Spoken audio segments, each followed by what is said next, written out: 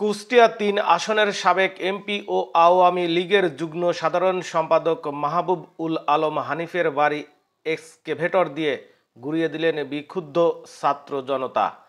বুধবার ৫ই ফেব্রুয়ারি রাতে শহরের পিটিআই রোডের বাড়িটিতে ভাঙচুর চালায় বিক্ষুব্ধরা। বুধবার রাত ৯:৩০টার দিকে বিভিন্ন স্লোগান দিয়ে বিক্ষুব্ধ ছাত্র জনতা পিটিআই রোডের হানিফ নগরের বাড়িটির সামনে আসে। এক পর্যায়ে বাড়িটির একটি অংশে আগুন ধরিয়ে দেওয়া হয়। পরে একটি এক্সকেভেটর দিয়ে বাড়িটি ভাঙার কার্যক্রম শুরু করে বিক্ষুব্ধরা। এ সময় বাড়িটির সামনে আইনশৃঙ্খলা রক্ষাকারী বাহিনীর সদস্যদের উপস্থিতি দেখা যায়নি। এরপর বিক্ষুব্ধ ছাত্র জনতা নগরীর হাউজিং কদমতলা এলাকায় জেলা আওয়ামী লীগের সভাপতি সদর উদ্দিন খানের বাড়িতে ভাঙচুর করে।